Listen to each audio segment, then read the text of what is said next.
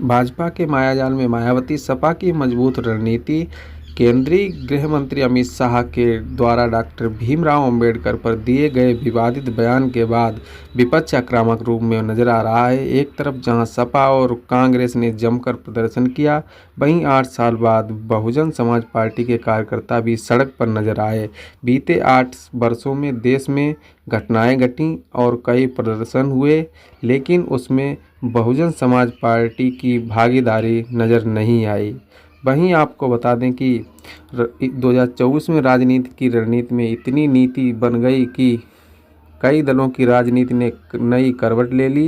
गरीबों को मुफ्त अनाज और पीएम मोदी के कर कमलों से रामलला के विराजमान होने के बाद भाजपा की रणनीति से एक ऐसा मायाजाल तैयार किया गया जिसमें दलितों की राजनीति करने वाली बसपा सुप्रीमो मायावती केवल उलझी नहीं बल्कि विफल होती हुई भी नजर आई। नज़र तो समाजवादी पार्टी ने लोकसभा चुनाव पर भी लगा रखी थी और राहुल गांधी की भारत जोड़ो यात्रा अखिलेश यादव के लिए विजय मंत्र बन गई।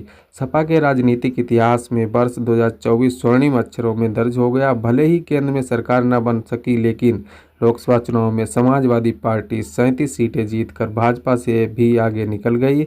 सपा के 3 दशक से ज़्यादा के इतिहास में इतनी सीटें कभी नहीं मिलीं जितनी समाजवादी पार्टी 2024 के चुनाव में जीत करके आई।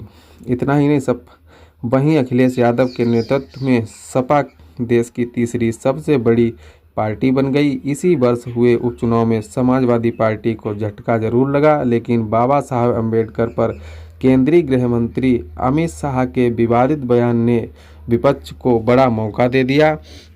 विपक्ष हमलावर है अमित शाह पर। इतना ही नहीं, बस 2024 को भाजपा के नज़रिए से अच्छा नहीं कहा जा सकता है। जिस अयोध्या में प्रधानमंत्री नरेंद्र मोदी के कर कमलों से रामलला विराजमान हुए, जिस एजेंडे को लेकर भाजपा ने लोकसभा चुनाव की रणनीति तैयार की, उसी अयोध्या को लोकसभा चुनाव में भाजपा हार गई और यहां से समाजवादी पार्टी के अवधेश प्रसाद ने जीत हासिल की। इंडिया गठबंधन ने इस हार पर भाजपा को खूब घेरा।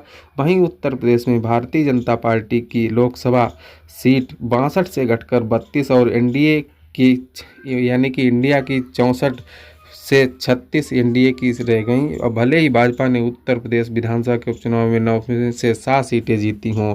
राम मंदिर में भाजपा को ऐसा प्रतीत होने लगा कि नरेंद्र मोदी का 400 पार का नारा लोकसभा चुनाव में हकीकत में बदलेगा, लेकिन ऐसा नहीं हुआ। प्रदेश की राजनीति में भाजपा का वर्चस्व घट गया। नरेंद्र मोदी को अपने संसदीय क्षेत्र वाराणसी से भी जीत हासिल करने में मुश्किलों का सामना करना पड़ा। गुजरात के मुख्यमंत्री से लेकर देश के प्रधानमंत्री बनने की अपनी यात्रा में नरेंद्र मोदी को पहली बार ऐसे गठबंधन की सरकार बनानी पड़ी जहां ना तो भाजपा को पूर्ण बहुमत है और ना ही विचारधाराओं का मेल। एक तरफ मुख्यमंत्री योगी आदित्यनाथ ने उत्तर प्रदेश में विधानसभा के शीतकालीन सत्र में विशेष समुदाय को लेकर के आक्रामक बयान दिया, तो वहीं केंद्रीय गृह मंत्री अमित शाह ने भी बाबा साहेब भीमराव अंबेडकर पर विवादित बयान देकर न केवल विपक्ष को मौका दिया बल्कि केंद्र में एनडीए के प्रमुख साथी टीडीपी और नीतीश कुमार के लिए भी कई सवाल खड़े कर दिए। आपको बता दें कि जब से गृह मंत्री अमित शाह जी ने बाबा साहब को लेकर के विवादित बयान दिया है, एनडीए के प्रमुख दलों के और नीतीश कुमार के लिए भी कई सवाल खड़े कर दिए हैं। केंद्रीय गृह मंत्री अमित शाह के द्वारा डॉक्टर भीमराव अंबेडकर पर दिए गए विवादित बयान के बाद विपक्ष आक्रामक रूप में नजर आ रहा है। एक तरफ जहां सपा और कांग्रेस ने जमकर प्रदर्शन किया, वहीं 8 साल बाद बहुजन समाज पार्टी के कार्यकर्ता भी सड़क पर नजर आए। बीते 8 वर्षों में देश में घटनाएं घटीं और कई प्रदर्शन हुए, लेकिन उसमें बसपा की भागीदारी नजर नहीं आई। हालांकि जब बात बाबा साहब अम्बेडकर के सम्मान की आई तो 8 साल बाद बसपा ने भी मोर्चा खोल दिया। भले ही 8 साल बाद बसपा भाजपा के विरोध में खुलकर नजर आई हुई, लेकिन अमित शाह के बयान का बचाव करने वाले तमाम भाजपा के नेताओं ने विपक्ष के नाम पर सपा और कांग्रेस पर ही निशाना साधा।